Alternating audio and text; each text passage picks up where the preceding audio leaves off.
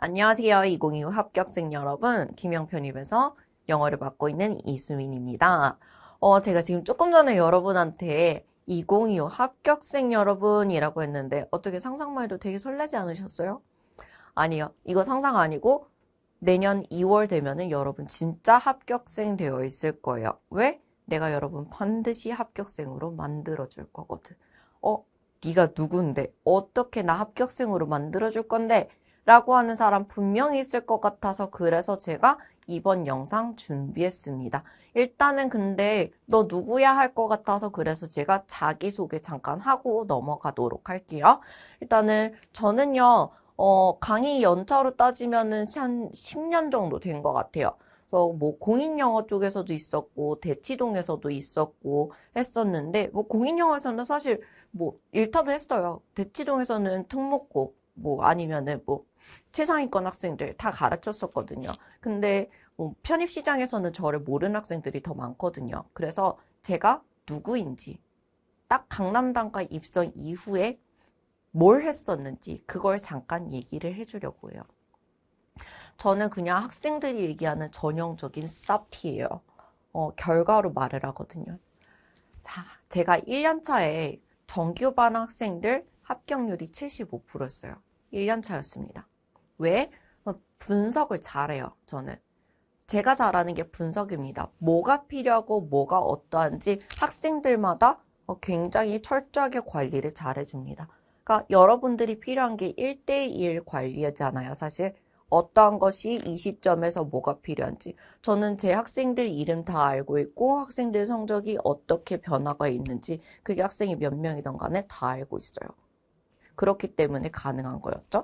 자, 그 다음에 2년차. 2년차일 때는요, 일반 문과에서 구관항이 나왔어요. 여러분, 일반 문과 구관항이라는 게 어떤 건지 혹시 알고 계시나요? 일반 문과라고 하는 것은요, 그냥 간단하게 얘기하자면 바늘구멍이에요. 바늘구멍. 티오가 너무 적거든. 티오가 너무 적어요. 근데 저 일반 문과에서 티어도 얼마 나지도 않는데 노베이스로 7월 달에 시작했었던 학생을요. 제가 열심히 잘 굴려서요. 학교 문화까지 모셔다 드렸어요. 잘 굴려가지고서 잘 다듬어서 보석으로 만들어줬거든요. 그래서 결국에는 이대 경영 갔습니다. 뭐 한양대 중문도 붙기는 했지만 어찌됐든 뭐 이대 경영으로 가더라고요. 아무튼 그리고 그 외 다른 학생들도 상위권 주요 대학들 많이 붙었었죠. 그 다음에 3년차. 3년차에는요, 그러니까 올해 25학년도 시험이었었는데, 지금까지 완전하게 최종 발표가 난 곳은 경찰대 한 곳인데, 경찰대 최종 합격 있습니다. 저희 반에서 경찰대 지원한 학생 딱 한 명이었는데요. 그 한 명 붙었고요. 강남단과의 유일한 경찰대 합격생이었죠. 그리고 저는 올해 성장률 98.09% 달성했습니다. 두 배의 성장률이죠. 네. 어떻게 해서 이렇게 할 수 있었느냐? 처음에 얘기했죠? 저는 분석을 잘한다고. 누가 뭘 필요로 하는지 그걸 굉장히 잘 알고 있어요. 누가 어느 시점에서 무엇을 왜 필요로 하는지까지. 그래서 학생한테 제가 늘 하는 얘기가 야, 공부는 삽질만 안 하면 잘 한다. 어느 시점에 뭘 해야 되는지 그거를 부족한 부분을 잘 채워주거든요. 그리고 필요하지 않은 부분들을 제가 다 빼줘요. 그렇기 때문에 학생들이 효율적으로 공부를 할 수가 있었고 애들이 지치지 않았어요. 그렇기 때문에 결국에는 상위권까지 갈 수가 있었던 거죠. 베이스가 없는 학생들이어도 상관없이 어찌든 간에 다 상위권까지 올라갈 수가 있었던 거죠. 그게 저라는 사람이란 얘기를 제가 시작부터 일단 말씀드리고 싶었어요. 그게 일단은 제 수업이 특별하다라고 얘기를 해주고 싶었던 부분이죠. 자, 그래서 이게 단가? 아니에요. 제가 더 얘기를 해주고 싶은 부분은 지금부터예요, 사실. 일단 첫 번째 포인트. 저는 수업이 일단 처음 타겟이 아예 여러분에서부터 처음 여러분 일단 원 포인트로 시작이 돼요. 한 명 한 명 다 개인 상담이 들어갑니다. 이거는 형광생이든 인강생이든 똑같아요. 그래서 선생님 저는 어떤 부분이 부족해요? 어떤 부분이 부족해요? 요청이 들어와요? 그러면은 그냥 무조건 상담 들어가요. 뭐 현강생이야 제가 붙잡아 놓고서 당연히 뭐 어딜 도망가. 그냥 바로 그냥 그 자리에서 응, 일로 와, 일로 와, 일로 와 다 상담이에요. 인강생 같은 경우에는 제가 먼저 연락을 취하기가 어렵기 때문에 Q&A 게시판에다가 남겨두면은 제가 하나씩 다 상담을 하고요. 리세이온이라고 하는 밴드 관리반이 있기 때문에 그 밴드 관리를 통해서 제가 하나씩 또 봐주기도 하죠. 이제 그런 식으로 해가지고 아예 처음부터 하나씩 맞춰서 갑니다. 자, 그렇기 때문에 베이스가 있던 없던 사실 그건 크게 중요하지 않아요. 베이스는 제가 만들어주는 거거든요. 그리고 두 번째로 제가 학습 목표로서 항상 제일 처음부터 얘기를 해주는 게 있어요. 모든 수업의 OT에서 항상 제일 처음부터 얘기해 주는 거. 얘들아, 우리의 학습 목표는 항상 30%만 이해하고 가는 거다. 100% 이해를 목표로 하지 말아라. 이렇게 얘기를 해주거든. 왜냐하면 영어를 우리가 언제부터 그렇게 많이 썼다고, 언제부터 그렇게 맨날 공부했다고, 처음부터 그렇게 다 이해를 하려고 해요? 그거 아니거든요. 영어는 어찌됐든 간에 우리한테 있어서 외국어예요. 그쵸? 그러니까 이 외국어를 다 이해를 해가지고 내가 그날 다 받아먹는 거? 그거 맞지 않아요. 옳지 않습니다. 그래서 저는 학생들한테 일정 부분씩 맞춰가지고 너는 이만큼씩, 이만큼씩, 이만큼씩 하나씩 맞춰서 정해주는데요. 근데 전체적으로 우리가 전체 반이 목표로 하는 바는요. 일단 30% 이해를 하는 것으로 잡고 갑니다. 자, 근데 있잖아. 30% 이해해가지고 그래서 그게 학습이 됩니까? 오, 완전 돼. 왜냐면요. 이게 왜 완전 되냐면 나중에 이게 30%라고 얘기를 하지만 이 커리큘럼 자체가 뭐랄까 이상하게 하나씩 앞에 내용이랑 뒤에 내용이랑 연결이 되어 있는 듯한 느낌이랄까요? 왜 우리 기계 같은 거, 그러니까 특히 시계 열어본 적 있어요? 에, 없겠지? 나도 사실 없어. 근데 anyway, 보면은 톱니바퀴 같은 것들로 이렇게 연결되어가지고 이렇게 맞물려서 돌아가잖아요. 영어도 비슷하거든요. 그러니까 원리라는 것이 있어요. 근데 우리가 문법 같은 거를 보면은 막 단원을 나눠서 보잖아요. 그러니까 여러분이 적용이 안 되거든.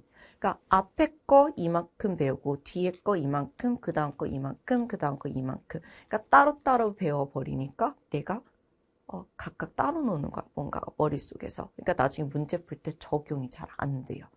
근데 내가 이거를 30%씩 일단은 이해를 한 상태에서 가지고 가다가 보면은 어느 순간 쭉 다 들었을 때, 앞에서 이해가 안 됐었던 것들이 뒤에서 어찌됐던 간에 연결지어서 나오기 때문에 이 전체 과정을 다 들었을 때, 그러니까 하나의 강좌를 다 듣고 나면은 그러면, 앞에서 내가 이해가 되지 않았었던 부분들이 왜지? 왜인지는 모르겠는데 다 이해가 되네? 하게끔 그렇게 커리큘럼이 다 설계가 되어 있어요. 그렇기 때문에 우리는 30%만 이해를 하는 것으로 그거를 목표로 하고서 갑니다. 그래서 우리는 수업 시간에 항상 30%만 잡고 갈 거야, 목표를. 그래서 제가 항상 수업 시간 애들이 제가 어렵게 설명을 할 때가 있거든요, 가끔 가다가. 어렵게 설명할 때가 있는데, 근데 그때 보면 학생들 초점이 갑자기 없어져. 얘들아, 아니야. 그거 아니야. 그거 아니야. 지금 이렇게 초점 없을 때 아니야. 우리 왜 학습 목표 몇 프로? 30%. 괜찮아. 이거 이해 안 돼도 괜찮아. 우리 어차피 학습 목표는 30%만 잡고 가는 거야. 괜찮아. 30% 이해했어? 그럼 괜찮아. 넘어가. 괜찮아. 하고서 넘어가거든요. 그래서 그거 실제로 이해가 안 됐다? 아니야. 나중에 그 강좌 다 듣고 나면은 그 과정 끝났을 때 다 이해되어 있어요. 내가 이거 왜 알지? 하는데 진짜로 알고 있거든. 문제 풀 때 잠깐만 나 이거 왜 이해되지? 따로 공부한 적이 없었어. 근데 나 정말로 이해가 돼. 그렇게 설계된 수업이라는 거예요.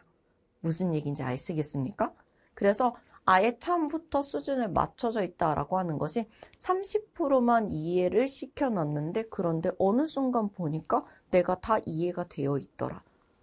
그렇게 맞춰진 수업입니다. 그래서 나 되게 어려운데 잠깐만, 나 베이스 하나도 없는데 왜 이렇게 이 수업은 어려운 거지? 내가 못 따라갈 수업 아니야? 이건 베이스 있는 애들이나 따라갈 수 있는 수업 아니야? 그런 애들을 타겟으로 만든 수업이 아닐까? 아니야. 저는요, 아무것도 못 알아듣는다를 전제로 수업을 하고 있어요. 30%만 받아먹으면 돼. 내 수업에서는 30%만을 목표로 잡아주시면 되는 겁니다. 자, 그 다음에 두 번째 포인트예요. 암기가 없어요. 제 수업에서는 암기가 없습니다. 안 해요. 여러분이 해줘야 되는 건 단어 암기밖에 없어. 근데 이거는 나랑 어떻게 합의할 생각하지 마. 단어는요, 여러분이 진짜 빡세게 굴러서 해줘야 되는 부분인데요. 근데 대신에 그건 있어. 나는 문법 암기는 안 시켜. 문법은 절대로 외우게 하지 않습니다. 왜냐하면 여러분 그거 알아요? 영어가 원래 5에서 한 7세기 사이에 처음 쓰이기 시작했다라고 그렇게 얘기가 되는데, 근데 문법 책이라고 하는 것이 처음 만들어진 게 그게 16세기 말이라고 해요. 그러면은 한참 뒤에 만들어진 거잖아. 한참 뒤에 영어가 쓰이기 시작한 것보다 훨씬 더 이후인데? 근데 왜 우리는 문법에 맞춰가지고 영어를 공부하는 거예요? 그게 괜찮아? 말이 돼? 전혀 안 괜찮아. 괜찮지 않아요. 맞지 않아. 올바른 학습 방법이 아닙니다. 맨날 그것만 외워가지고 뭐 할 거야. 그리고 무엇보다 우리가 그 문법만 맨날 공부를 해서 성적이 오를까라고 했을 때, 글쎄요. 문법은 비중이 그렇게 크지 않아요. 그래서 암기를 죽어라고 하는 것은 효율적이지 않습니다. 자, 잘 봐. 왜 효율적이지 않은지 알려줄게요. 우리가 보편적으로 한 40문제 정도 나오거든요.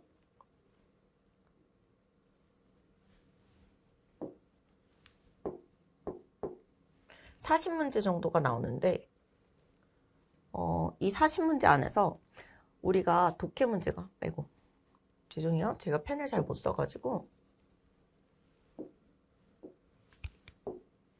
40문제가 나오는데 그 중에서 대략적으로 단어가 한 5문제 정도 나옵니다.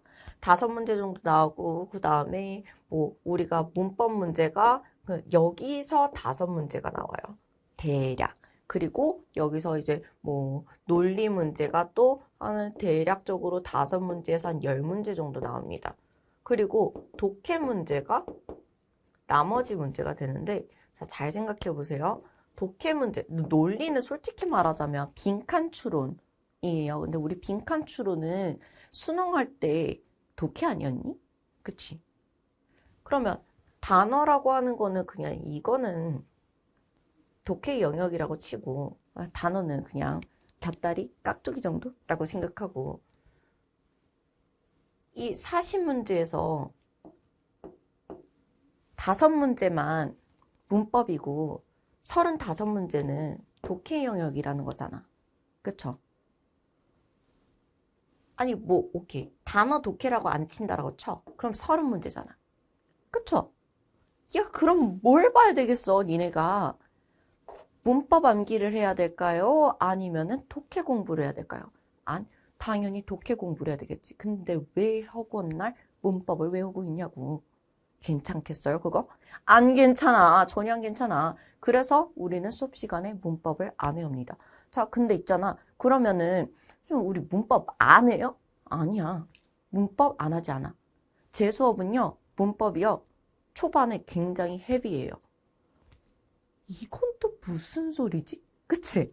말이 좀 이상한 것 같아. 뭐 어쩌자는 거지? 싶을 수 있어. 그게 왜 그러냐면, 일단은 제 수업에서 문법이라고 하는 것은 독해를 위한 발판 같은 거예요. 문법은 결국에는 독해를 하기 위해서 구문 분석을 하는 어떤 수단이 될 텐데, 그거는 여러분이 이미 기존에 했었던 학습 방법 때문에 제가 바꿀 수가 없기 때문이에요. 중간에 제가 이 구문 분석이라는 것을 하는 방법을 알려줄 것인데, 그 구문 분석을 하는 방법 때문에 어쩔 수 없이 배워야 돼. 자, 근데 이런 것들을 하다 보면은 내가 어쩔 수 없이 문법을 가르쳐 줘야 되고 그거를 활용을 해야지 여러분이 나중에 여기에 조금 더 신경을 쓸 수 있어, 하반기에. 그래야지 여기서 이제 성적이 올라갈 수가 있는 거예요. 그래야지 여기서 내가 35문제를 다 맞을 거 아니니. 그리고 무엇보다 문법이라고 하는 거는 잘 생각해봐. 수업만 충실하게 들어도 세계는 그냥 맞아. 복습 안 하고 수업만 잘 들어도 결석 안 해도 세계는 맞아. 그냥 맞아요. 진짜야. 물론 자연계 학생 기준이야. 인문계 학생들도요. 그냥 복습하고 문제 양치기 하잖아요. 문제를 추가적으로 내가 문제지를 양치기로 푼다라고 하면 5개 다 맞아. 진짜예요. 기준은 그거야. 내가 수업 시간에만 충실했다라고 하면 자연계는 한 3개 정도는 맞고 들어가고요. 인문계 학생들은 여기서 내가 문제를 더 추가적으로 막 풀었다라고 하지? 그러면은 5개 다 맞아요.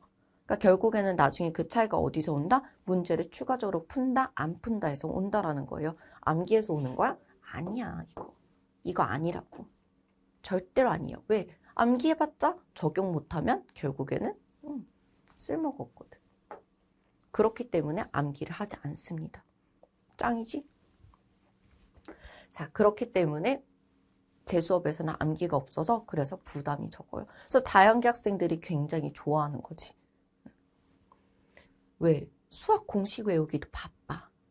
수학 공식 외우기도 되게 바쁜데 공식 외우고 그리고 적용하기도 바쁜데 근데 내가 영어에서 단어까지 해야 되는데 근데 내가 막 문법까지 외우래. 왜? 미치는 거지. 그쵸? 미칠 수밖에 없지. 근데 하지 말라고. 필요 없으니까. 효율 떨어진다고. 뭐 일부는 좀 문법이 많은 학교도 있긴 있어요. 근데 그런 학교들도 공략법은 분명히 존재해. 분명히 존재하고 그것도 나중에 알려줄 거야. 그렇기 때문에 외울 필요가 없어. 절대적으로 없어. 응? 자, 다음. 그 다음은요. 전교 1등이었어. 고등학교 때. 전교 1등은 어떻게 공부하는지 이런 것들 사실 우리가 그동안 막 유튜브, TV 막 이런 데서만 봤잖아요. 전교 1등이 가르쳐주는 그 공부, 뭐 전교 1등 선생님 실제로 이렇게 본 적은 없지 않아요? 그쵸? 이제 있지. 여기 있지. 저는 사실 학교를 한국에서 다니지는 않았어요. 학교를 한국에서 다니지는 않아가지고 그 석차가 있지는 않아. 전교 1등인지 아닌지 알기는 쉽지 않지. 왜냐면 한국에서는 석차를 매기지만 그런데 외국에서는 석차를 안 매겨. 근데 네가 전교 1등인지 아닌지 어떻게 알아? 왜냐면 저는 GPA가 늘 항상 만점이었거든요. 내가 GPA가 늘 항상 만점인데 누가 1등이겠어?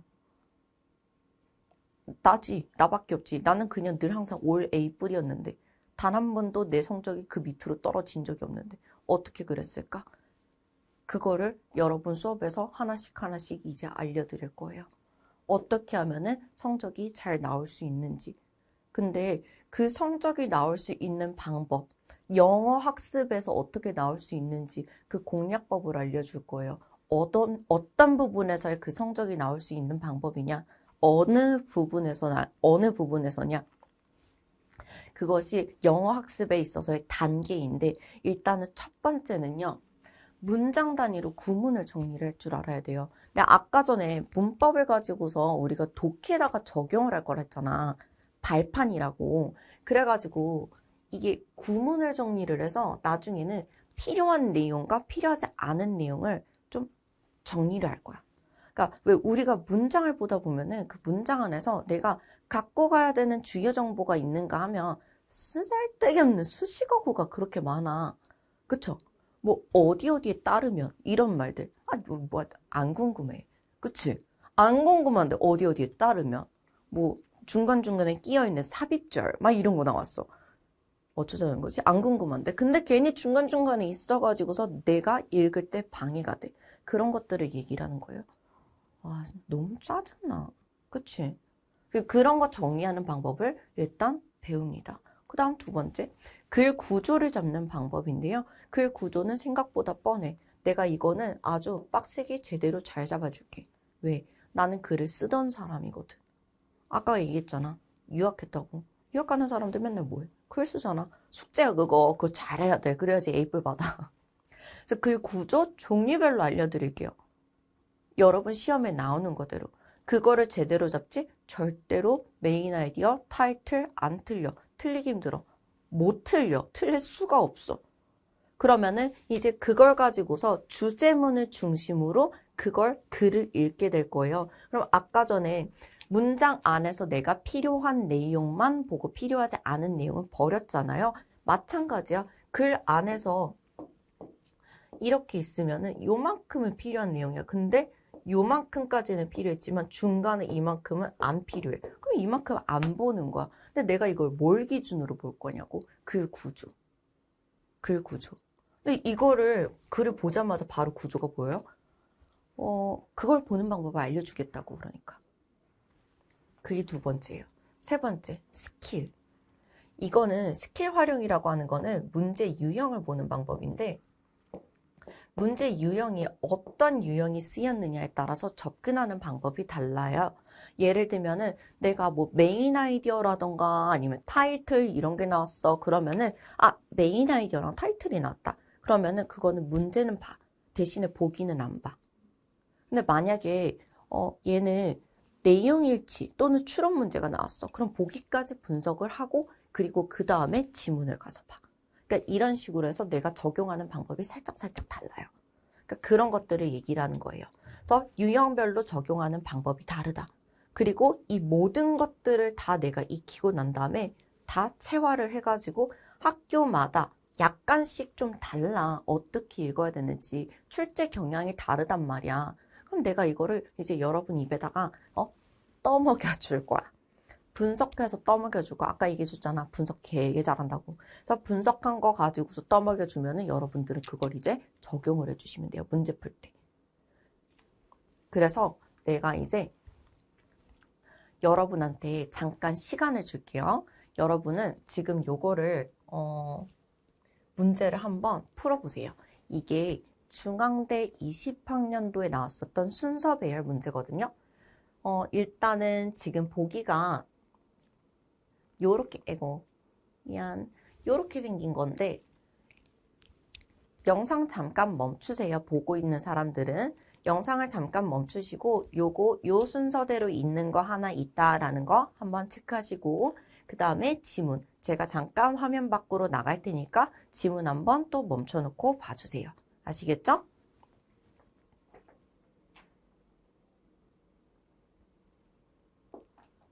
자, 아마 지금 영상 다 보셨으면, 이거 문제를 다 푸셨으면은, 그러면은 이제, 대략 어느 정도 답이 나왔겠다, 이거겠다라는 그런 생각 하셨을 텐데, 근데 솔직히 말해서 풀기는 풀었는데 이게 뭔 소린지 모르겠다. 이런 생각을 하셨을 겁니다. 근데 이거 문제 풀 때 아마 다들 읽었을 거야, 그치? 근데 나는 문제 풀 때 사실 그렇게 막 다 읽는 사람은 아니야. 게을러. 그리고 효율을 중요하게 생각하는 사람이라서요. 빨리빨리 효율적으로 풀어야 돼. 무엇보다 문제에서 얘가 뭐라고 얘기했냐면 논리적 흐름에 맞게 라고 얘기했거든. 그럼 논리적으로 문제를 풀어야 되는데 여러분은 논리보다는 뭐에 맞게 풀었을 거야? 그냥 의식의 흐름에 맞게 풀었을 거야. 그냥 지문 보고 읽었을 거라는 거지. 근데 문제 그렇게 풀면 안 된다? 왜냐하면 이거 해석된다고 읽히는 내용이 아니거든요. 일단 주어진 내용 여러분의 해석하는 스타일 그냥 그대로 문제 풀어볼게. 어떻게 풀리나? 자, 한번 봐봐요. 지금 내가 풀이해주는 첫 번째 방법은 일반적인 해설 방법이에요. 근데 이 일반적인 해설 방법을 해가지고선 절대로 문제가 잘 풀리지 않아. 편입 영어에서는요, 이렇게 풀면은 학교 못 가. 그래서 그 방법을 일단은 한번 보여주도록 할게. 일반적으로 해설하는 방법입니다. 이렇게 하면 안 돼, 근데. 자, 이거는요, 한국어로 내가 그냥 바로 그 자리에서 직독직히를 해가지고서 보여주는 방법인데, 펜 끝 따라서 오시면 돼요. 클리브 벨은 무능력 때문이 아니라 원칙에 의해서 자연을 모방을 했었던, 자연을 모방을 하는 그 오래된 이상을 포기를 했었던 후기 인상주의 회화와 그 조각에 있어서의 이런 혁명적인 그런 움직임의 금세기 초반에 있어서의 주요한 지지자 중에 하나였다 라고 얘기해요. 나 분명히 한국어로만 했어. 근데 일단 뭔 소린지 모르겠지? 그리고 이러한 움직임들은 큐비즘, 그러니까 입체주의에서 나타났었던 그런 일상적인 경험에 있어서의 대상의 악의적인 왜곡에서부터 몬드리안에서 나타났던 그 제거, 그리고 우리 그 행위 예술가, 그리고 이 추상적인 표현주의, 오늘날의 추상적인 표현주의에서 나타났었던 이런 절제되지 않은 안류의 휘갈김으로까지 번져나갔다. 이 내용 뒤에 이어질 내용을 고르란 얘기였어요. 자, 그 다음에 이어질 내용 골라봐. 라고 하고서 이제 해설을 하는 거야. 자, 머릿속에 지금 내가 여기까지 한국어로만 얘기해줬는데 뭐가 남았어? 남는 내용이 있었어요? 아니, 없었을 거야. 자, 근데 봐. 우리가 문제를 풀려고 하면은 지금 필요한 거는 사실 이게 아니야. 아까 얘기했다시피 논리적으로 문제 풀려고 그랬죠. 논리적으로 문제 풀려고 했으면은 지금 필요한 거는 사실 지금 문제에서 필요한 거는 사실은 이거였어요. 이거.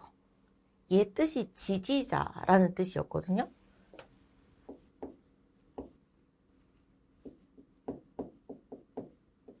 자, 그러면은 이 지지자라고 하는 것이 어떤 의미를 갖는지 한번 생각을 해보자.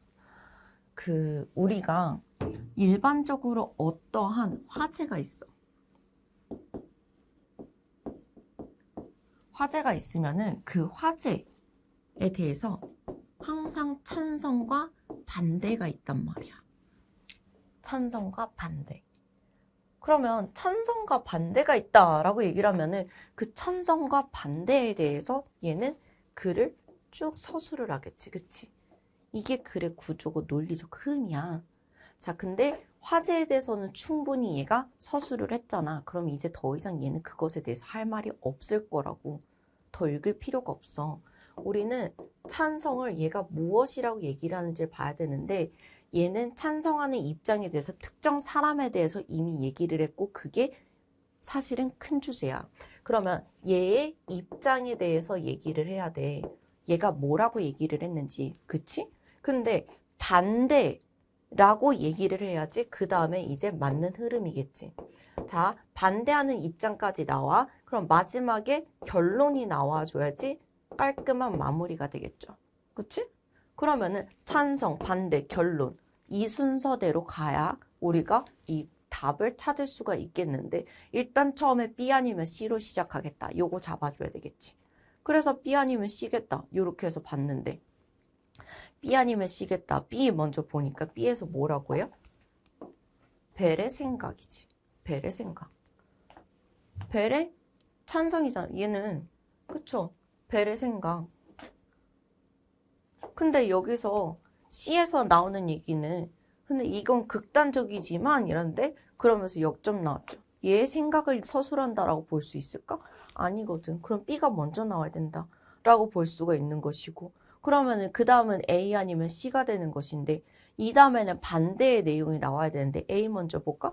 It is fair to say that 이라고 나오는데 누가 뭐라고 말하는지 라고 얘기할 때 우리가 말한다는 안 중요해. 뭘 말하는지가 중요하지. 그래서 여기서 이건 안 봐. 얘는 안 보고 not being widely accepted 라고 얘기를 하지. 반대잖아. 그럼 그 다음에 뭐가 나와야 돼? B, A. B 다음엔 A가 나와야 돼. 그래서 정답은 뭐가 될까? B, A, C. 정답 1번. 이렇게 해서 풀려야 된다는 얘기야. 자, 많이 읽었나? 아니야. 나는 첫 번째 문장밖에 안 읽었어. 심지어는 몇 단어 보지도 않았어. 그러나 문제는 훨씬 더 정확하게 빨리 풀렸다라는 거야. 이게 논리적 흐름이고 글의 구조라는 거지.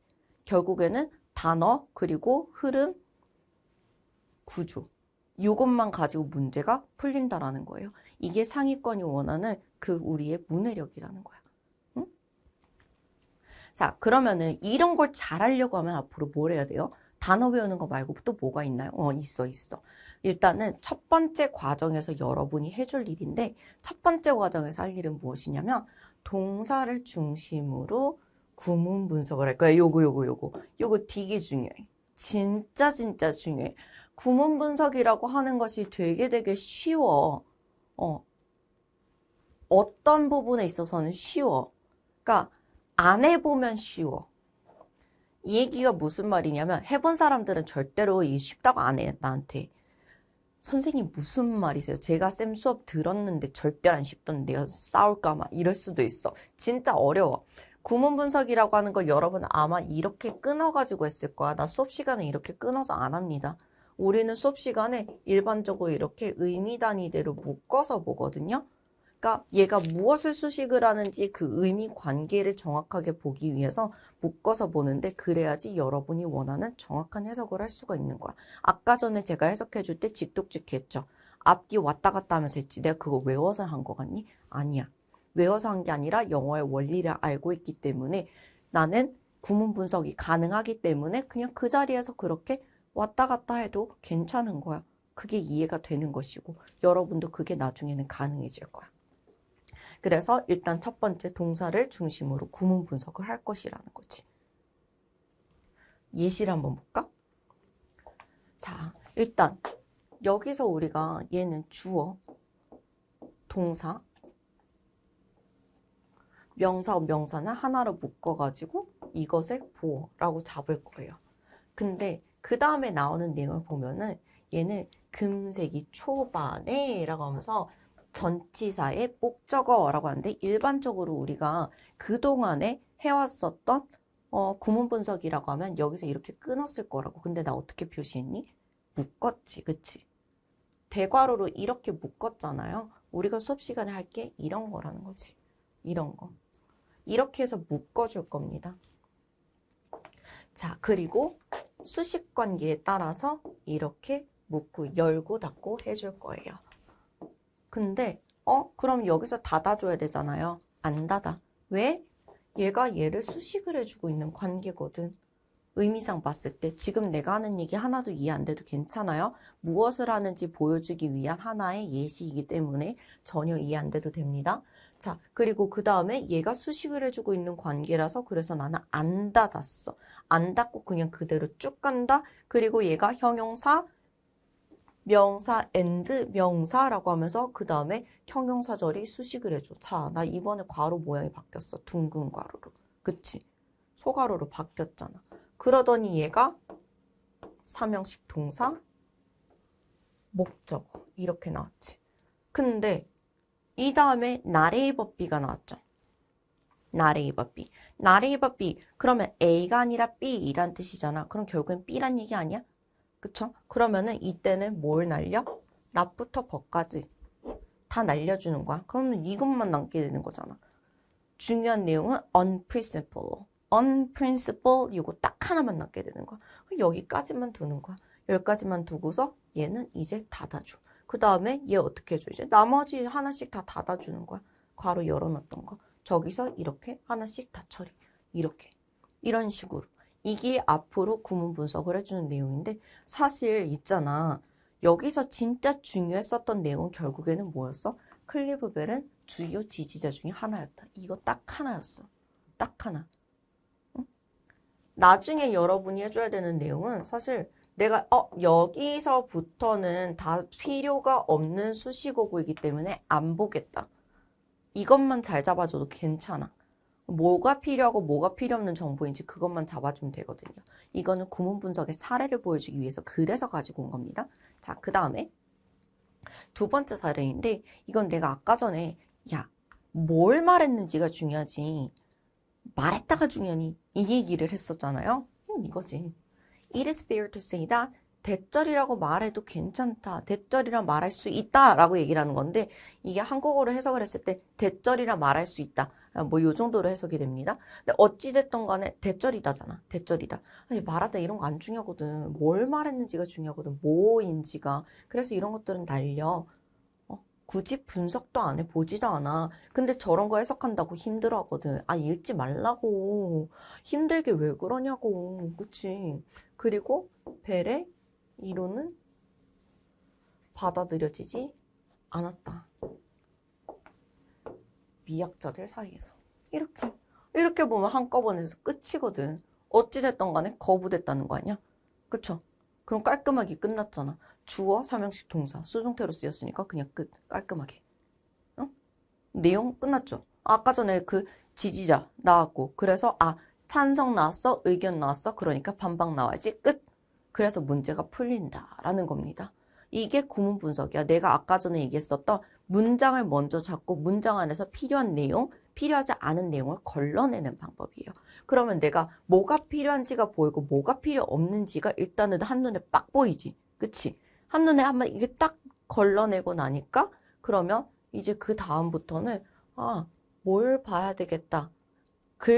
중요한 문장. 그러니까 내가 여기가 답의 근거인 것 같아. 이 부분을 잘 봐야 되겠어. 근데 문장이 너무 길어. 라고 할 때 그때 잡아야 되는 정보랑 잡지 말아야 될 정보를 걸러낼 수가 있는 거예요. 그렇게 해서 본다는 거지. 자, 그렇다면은 글구조라는 것은 무엇일까? 글구조라고 하는 것은요, 뭐냐면 아까 전에 봤었던 걸 조금 더 큰 확장 버전이에요. 그러니까 우리가 글이라고 하는 건 항상 어떤 형식이 있어. 아까 전에 봤었던 문제에서 보면 어떤 주제 갖고 찬성, 반대 막 이렇게 있잖아. 이제 그런 형태의 글도 있지만 일반적으로 가장 많이 보는 글은 그런 형태거든. 왜 내가 어떤 주장이 있어. 주제문이 있거든.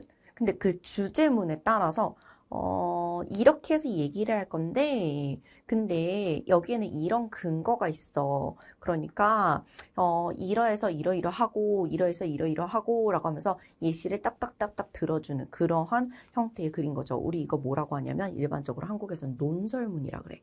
영어에서는 persuasive essay라고 얘기를 하고요. 제일 많이 나오는 형태라고 봐주시면 돼요. 우리가 이거 말고도 더 많이 나오는 것들이 있어. 이제 설명문이랑 논설문이 가장 많이 나온다라고 볼 수가 있는데, 근데 그 구조를 잘 모른다라고 하지? 그러면 이것도 문제를 잘 못 풀어. 왜냐하면 우리가 여기서 시작할 때 서론이야, 얘가. 한국어로는. 서론, 본론, 결론. 이라고 얘기하는데, 근데 우리가 서론이라고 얘기를 하면은 서론의 형태가 굉장히 다양하다? 굉장히 다양해. 서론이 시작할 때 우리가, 내가 지금 이 용어는 여러분한테 다 가르쳐 줄 시간이 없기 때문에, 그래서 내가 그냥 간단하게 몇 가지만 알려줄게. 되게 독특한 게 뭐냐면, 서론을 예시로 시작하는 거야. 서론 자체에서 예시로 시작을 해버리잖아? 그럼 애들이 진짜 많이 놓쳐. 이거를 정말 많이 놓치는데 이거를 잘 쓰는 데가 어디냐면 니네 진짜 가고 싶어하는 성대야, 성대. 성대가 이거를 정말 많이 써.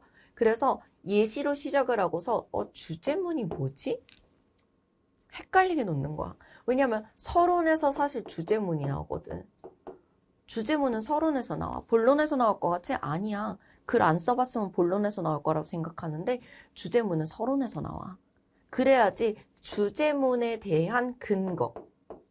왜 그런지. 이걸 메인 아이디어라고 해, 원래. 메인 아이디어를 이 다음에다가 쓰는 거거든. 근거, 그리고 여기에 따른 세부사항, 그리고 여기에 따른 이제 예시. 각각이 딱딱딱딱 나오는 거거든. 그래서 body 1, 2 이런 식으로 나온다라던가. 아니 1, 2, 3 이런 식으로 나온다라던가. 일반적으로 conclusion은 나오지는 않지만요. 이런 형태로 나오는 게 그게 글의 구조란 말이야. 그래서 문제가 어떤 식으로 나와가지고 사람 엿을 매기냐면 미안해. 자, 그럼 어떤 식으로 나오냐면 이런 식으로 나온다는 거야. 내가 또 잠깐 여러분한테 보여줄 테니까 한번 문제를 풀어보세요. 내가 이거는 문제 말고 메인 아이디어가 나오는 문제인데요. 메인 아이디어는 어찌됐던 간에 내가 문제를 먼저 확인을 하고 그리고 지문을 보고 난 다음에 그리고 그 다음에 문제를 풀라고 얘기를 했기 때문에 그래서 일단은 지문을 먼저 보여주고 그 다음에 슬라이드를 넘어가 보도록 할게요. 잠깐 한번 멈춰 보고서 보도록 하세요.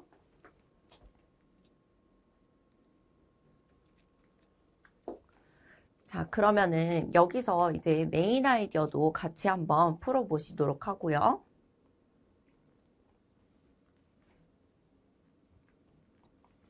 자, 이거를 아마 다 읽고서 풀었다라고 하면 혼란스러웠을 텐데, 잘 봐라.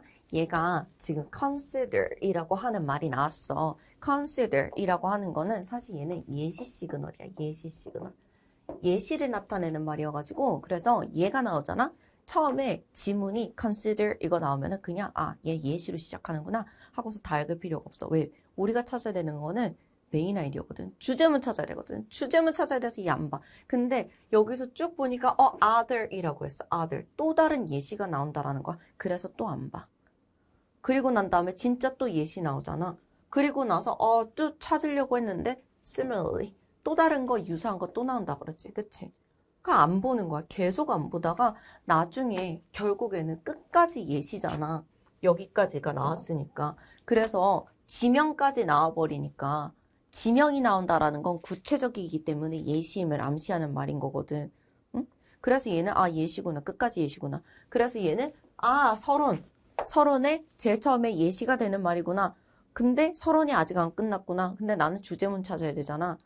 어딜 봐야 되냐면 These architecture examples 이러한 예시들은 진짜 아직도 예시네. 그치?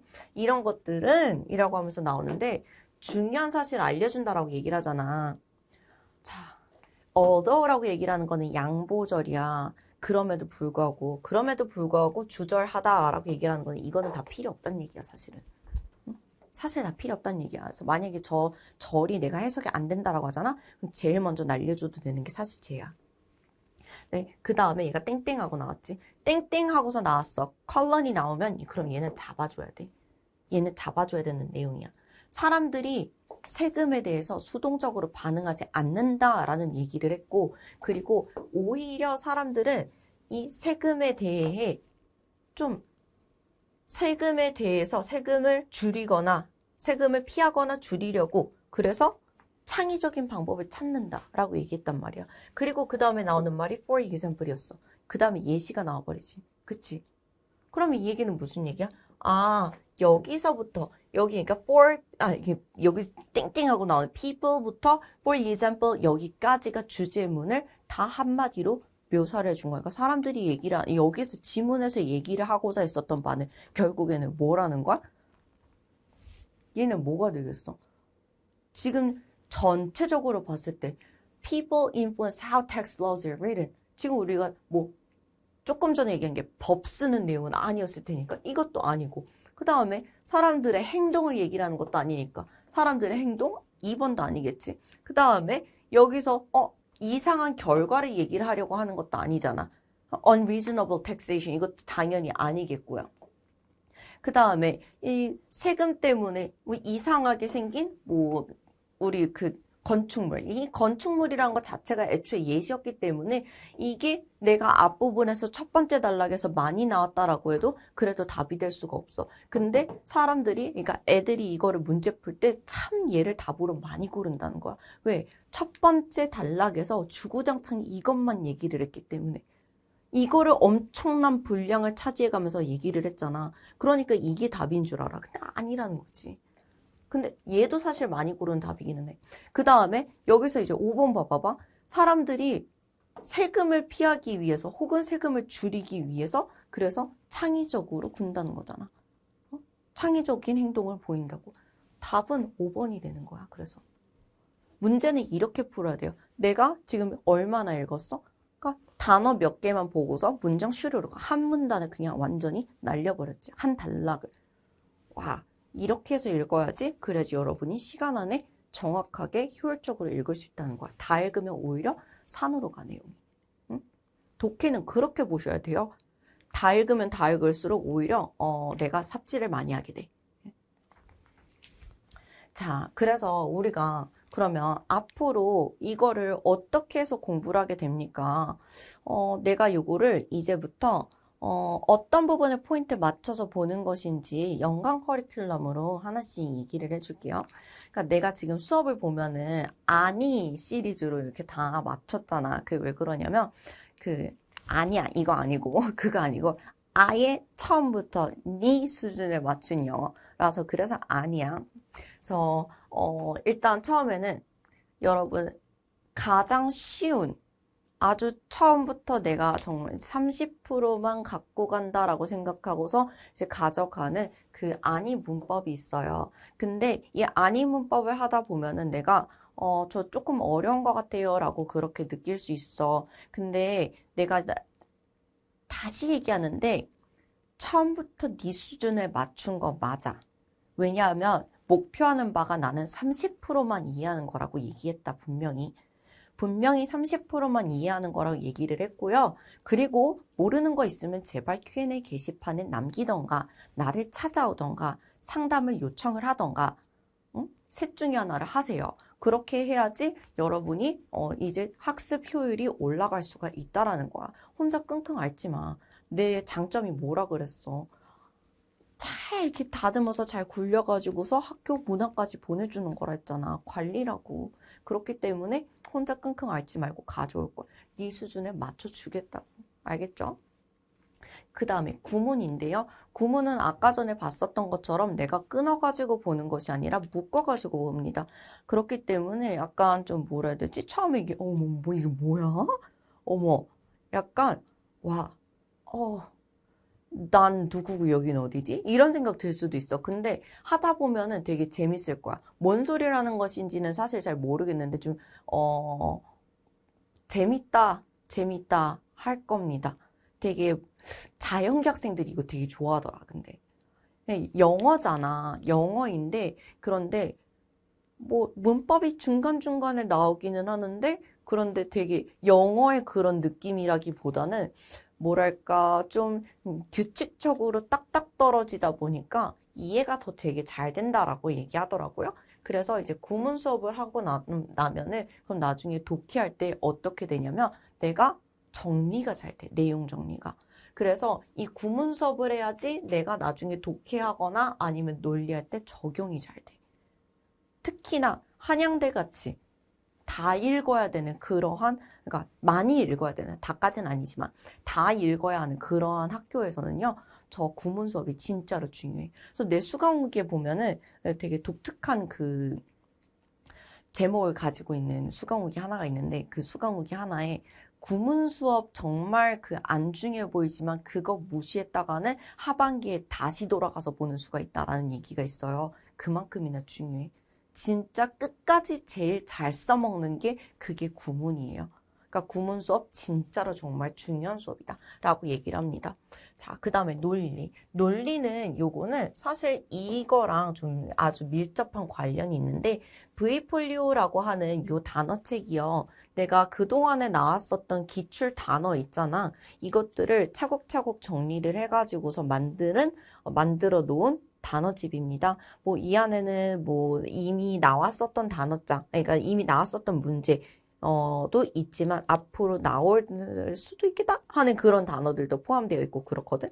그래서 이제 그런 단어들도 있고 한데 그건 일단 2에 나오고 근데 1 같은 경우에는 진짜로 자주 나왔었던 단어들을 바탕으로 한단 말이야. 그래서 굉장히 중요하거든요. 그래서 반드시 알고 갔으면 좋겠는데 근데 사실 단어를 보고 외우고 단어 시험만 보고 나면 금방 까먹지? 내가 이거 문제 적용을 했을 때 아느냐라고 하면은 잘 적용을 못해.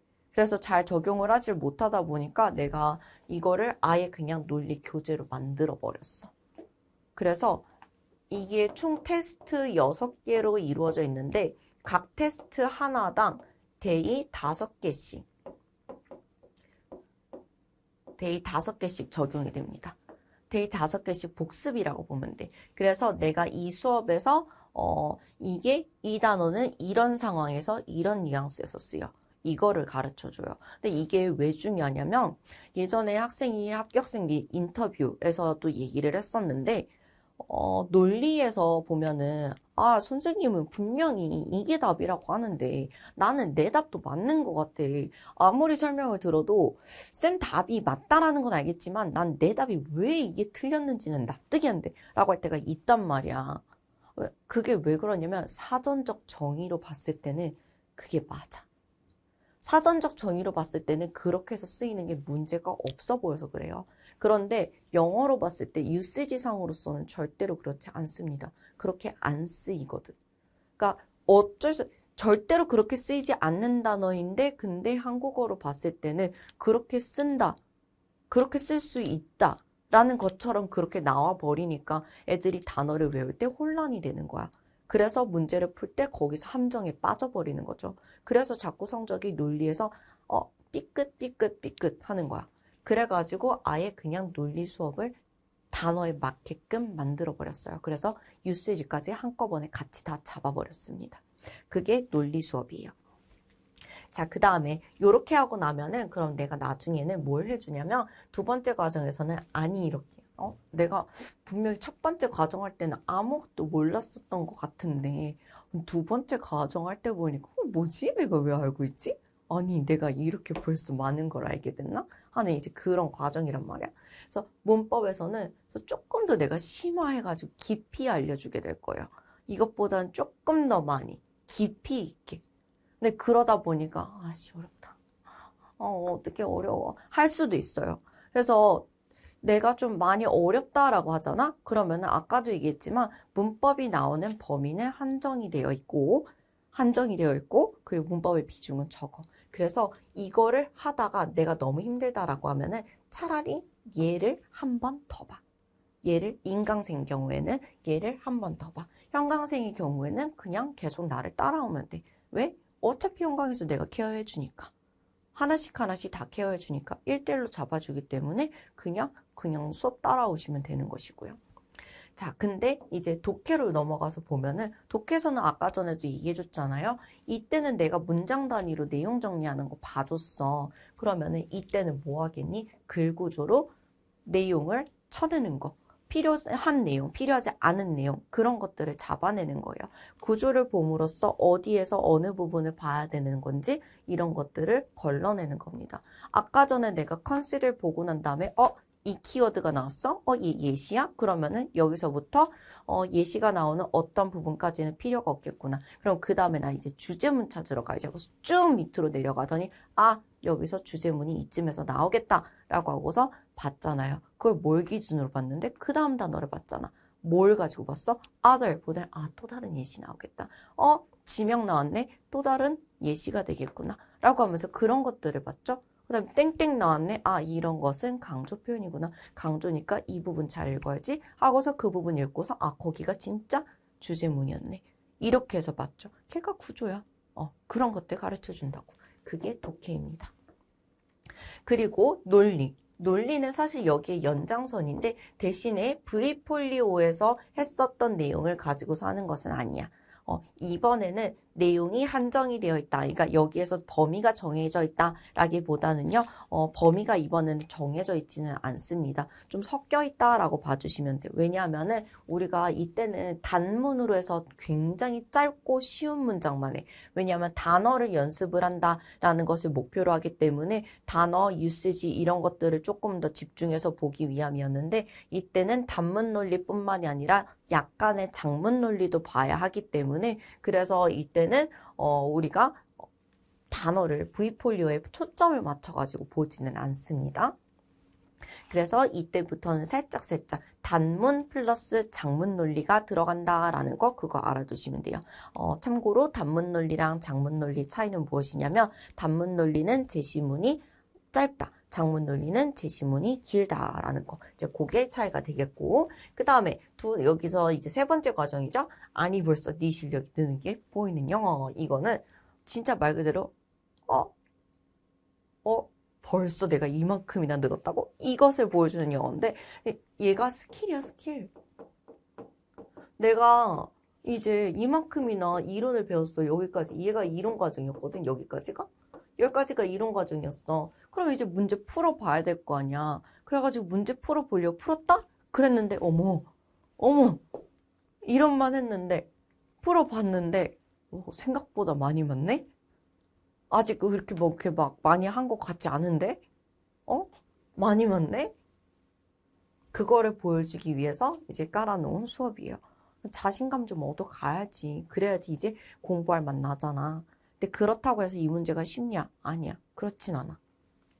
그래서 이 수업을 보면은 구성이 어떻게 되냐면요. 우리가 문법 수업 시간에요. 딱 시간을 정해놓고 문법 문제를 풀 거예요. 그리고 난 다음에 해설을 이제 위주로 해서 가게 될 텐데 해설하는 속도가 이제 좀 느린 편은 아니야. 왜?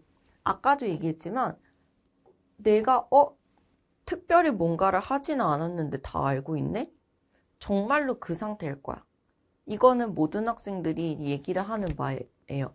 문법을 내가 뭔가를 진짜로 더 하지는 않았는데 이상하게 내가 반복적으로 계속 수업 시간에 되게 헤비하게 설명을 해줘. 그러니까 여러분한테 뭔가를 따로 시키진 않는데 내가 헤비하게 설명해. 내가 헤비하게.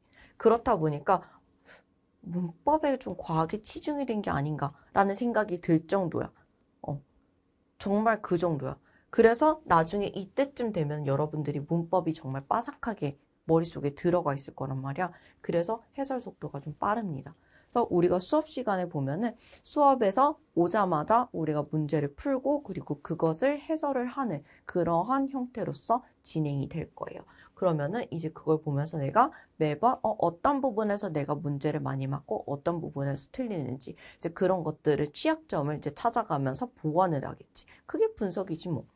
그리고 내가 약한 부분을 채워야지 성적이 오르니까요.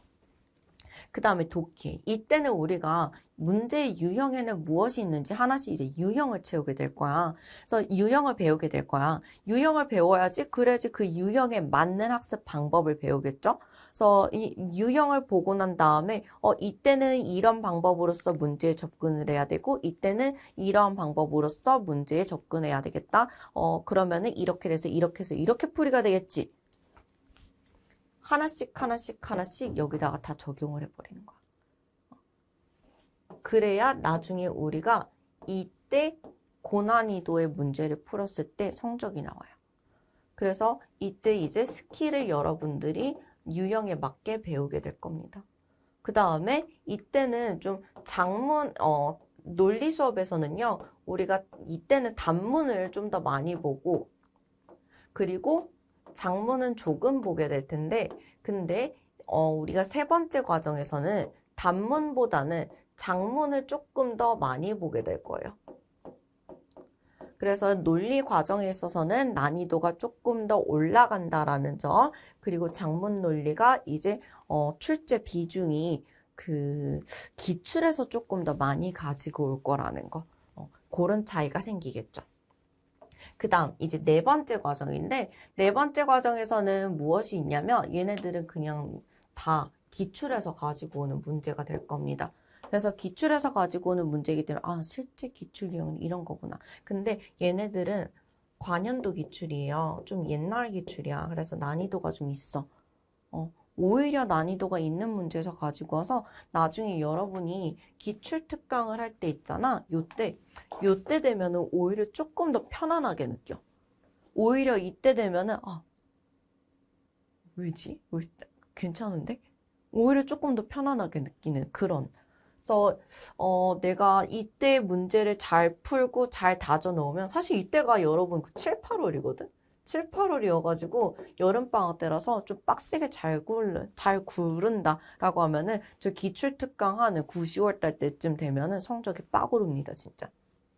그래서 관연도 기출 이때 문법, 독해, 논리 요것들 하나씩 이제 그 문제를 풀어가면서 해설 들으면서 차곡차곡 이제 실력을 쌓다 보면은 그러면 이제 기출에서 성적이 나오게 되겠죠. 근데 다시 한 번 더 얘기하지만 난이도가 좀 어려워요.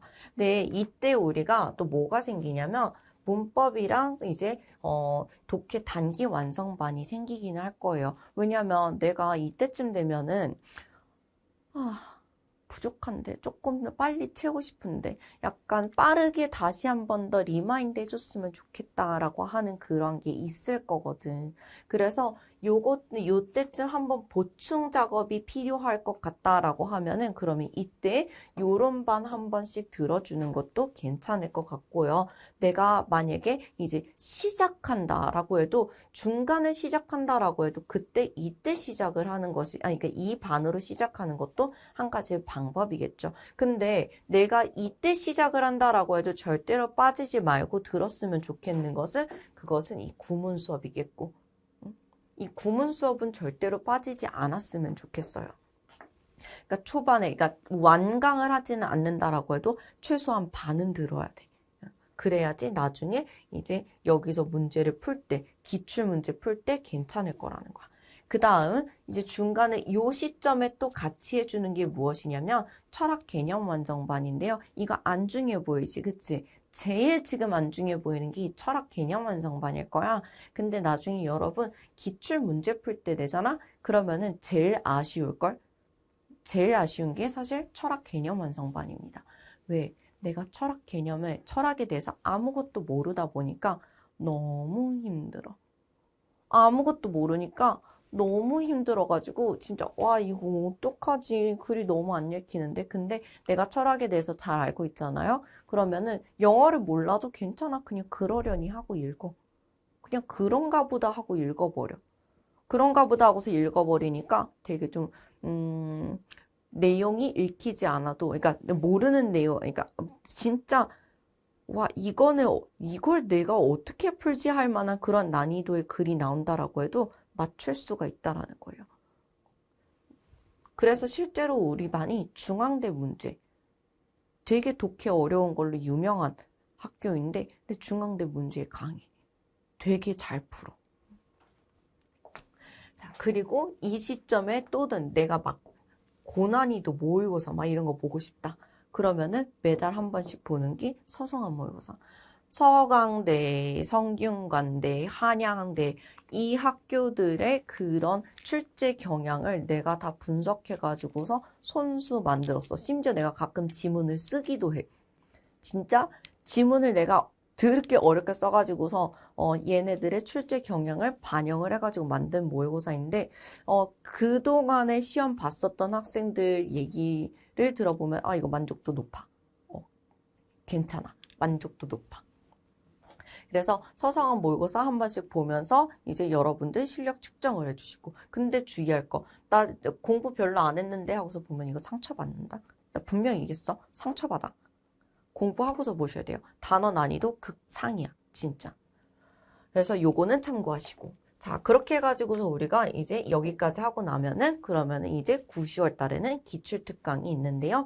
기출특강은 내가 학교별로 이제 연도별로 이제 깔아놨어요. 근데 이번에는 올해는 뭐가 좀 달라지냐면 내가 원래 인문계 위주로 했었고 자연계는 따로 특강을 기출 문제를 풀어주지 않았었는데 이번에 사실 작년에 내가 자연계 학생들을 봐주면서 요청을 많이 받았어요. 영수통합 해설도 해주고 하면서 그래가지고 자연계 학생들이 너무 아쉬워해서 그래서 그 학생들의 의견을 적극 반영해서 이번에 자연계 기출도 찍기로 했습니다. 그래서 자연계 기출 특강도 이제 하나씩 앞으로 업로드될 예정이에요.